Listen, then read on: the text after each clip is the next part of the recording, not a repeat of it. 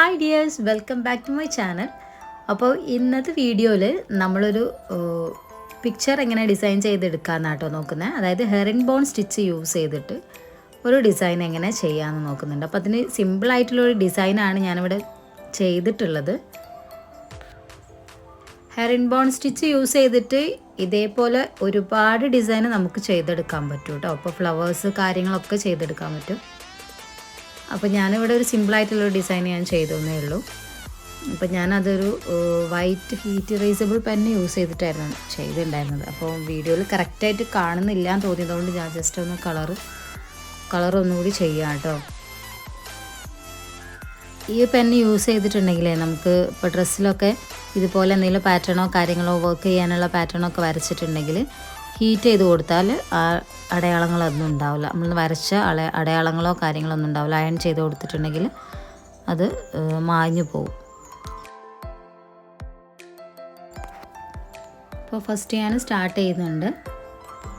നമ്മൾ നോർമൽ ചെയ്യുന്ന herring bone സ്റ്റിച്ചാട്ടോ. Basic ആയിട്ടുള്ള ഹെറിൻ ബോൺ സ്റ്റിച്ച് യൂസ് ചെയ്തിട്ടാണ് നമ്മളിത് കംപ്ലീറ്റ് ചെയ്യുന്നത്. മുൻപത്തെ ക്ലാസ്സിൽ നമ്മൾ ഹെറിൻ ബോൺ സ്റ്റിച്ചും അതിൻ്റെ വേരിയേഷൻസൊക്കെ കാണിച്ചിട്ടുണ്ട്. ഇനി എന്തെങ്കിലും ഡൗട്ടോ കാര്യങ്ങളോ ഉള്ളവർ ആ ക്ലാസ് ഒന്ന് കാണാം. ഹെറിൻ ബോൺ സ്റ്റിച്ച് എങ്ങനെയാണ് ചെയ്യുന്നതെന്ന് നല്ല ഡീറ്റെയിൽ ആയിട്ട് ഞാനതിൽ കാണിക്കുന്നുണ്ട്. പിന്നെ എന്തെങ്കിലും ഡൗട്ടോ കാര്യങ്ങളോ ഉള്ളവർ ജസ്റ്റ് ആ ക്ലാസ് ഒന്ന് കാണാം. ആ സെയിം സ്റ്റിച്ച് തന്നെയാണ് നമ്മളിവിടെ യൂസ് ചെയ്യുന്നത് കേട്ടോ.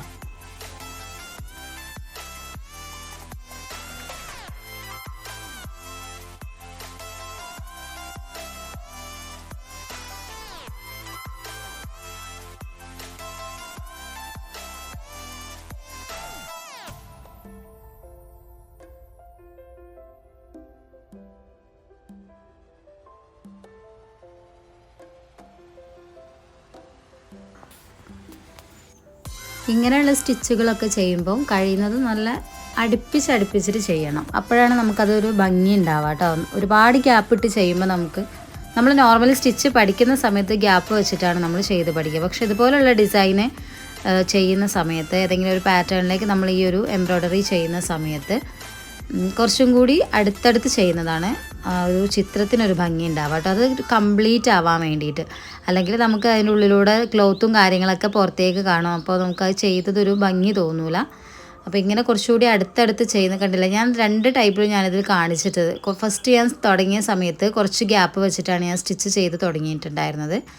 പിന്നെ നമ്മൾ കുറച്ചും കൂടി അടുത്തടുത്ത് ചെയ്യുന്ന സമയത്താണ് അതിന് കുറച്ചും കൂടി ഭംഗി ഉണ്ടാവുക, നന്നായിട്ട് ഫിനിഷായിട്ട് കിട്ടുക കേട്ടോ. അപ്പോൾ ഇങ്ങനെയുള്ള ഡിസൈനിലേക്കൊക്കെ ചെയ്യുന്ന സമയത്ത് ഏതെങ്കിലും പിക്ചറിലേക്ക് മോട്ടിഫൊക്കെ ചെയ്യുമ്പോൾ നമ്മളിപ്പോൾ ഫാഷൻ ഡിസൈനിങ് ഒക്കെ പഠിക്കുന്നവർക്ക് മോട്ടിഫ് ചെയ്യാൻ ഒരുപാടുണ്ടാവും. അപ്പോൾ ഓരോ ഡിസൈനും വെച്ചിട്ട് നമുക്കിതുപോലുള്ള മോട്ടിഫും കാര്യങ്ങളൊക്കെ ചെയ്യേണ്ടി വരും.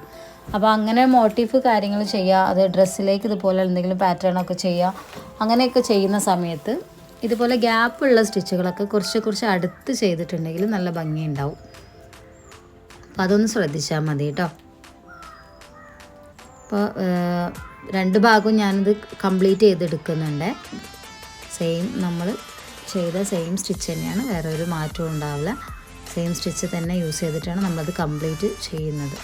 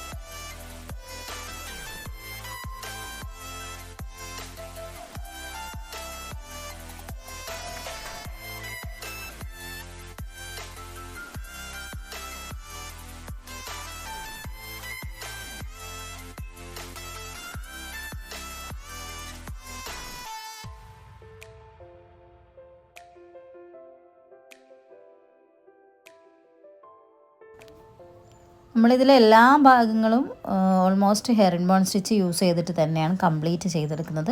താഴെ വരുന്ന ഒരു പോർഷൻ മാത്രമാണ് നമ്മൾ ഹെയർ ഇൻ ബോൺ യൂസ് ചെയ്യാതിരിക്കുന്നത് കേട്ടോ. ബാക്കി കംപ്ലീറ്റ് നമ്മൾ ഹെയർ ഇൻ ബോൺ സ്റ്റിച്ച് തന്നെയാണ് യൂസ് ചെയ്ത് ചെയ്യുന്നത്.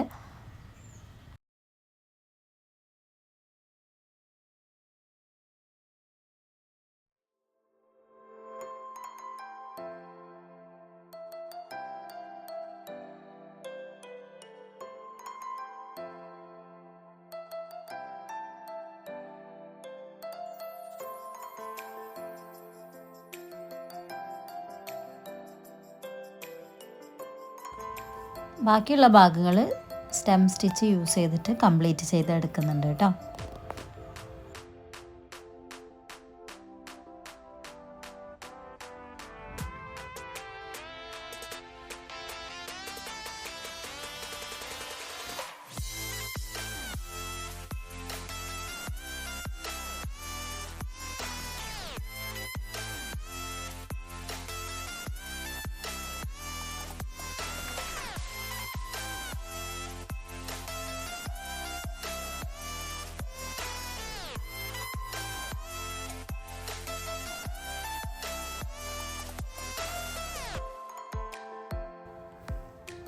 അപ്പോൾ നമ്മളിത് അവിടെ കംപ്ലീറ്റ് ചെയ്തെടുത്തിട്ടുണ്ട്.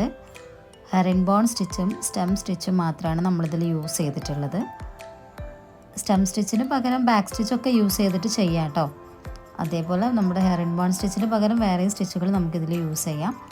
അപ്പോൾ നമുക്ക് ഇതുപോലുള്ള പാറ്റേൺ ചെയ്യുന്ന സമയത്ത് നമുക്ക് കുറച്ചുകൂടി സ്യൂട്ടാവുന്നത് ഏതൊക്കെ സ്റ്റിച്ചുകളാണോ അതുപോലെയുള്ള സ്റ്റിച്ചുകൾ നോക്കിയിട്ടാണ് നമ്മൾ ഓരോന്നും ചെയ്തെടുക്കുക. അപ്പോൾ വീഡിയോ ഇഷ്ടമായെങ്കിൽ ലൈക്ക് ചെയ്യുക, ഷെയർ ചെയ്യുക, സബ്സ്ക്രൈബ് ചെയ്യുക.